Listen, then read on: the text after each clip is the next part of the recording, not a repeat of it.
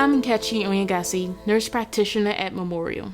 We have new guidelines for the detection, prevention, management, and treatment of high blood pressure. Normal blood pressure is now defined to be less than 120/80, so approximately half the U.S. adult population has high blood pressure. The greatest impact most likely will be seen among our younger population, who can be treated with lifestyle changes. Only a small increase in the number of adults needing medication is expected. The new guidelines also stress proper technique to measure blood pressure.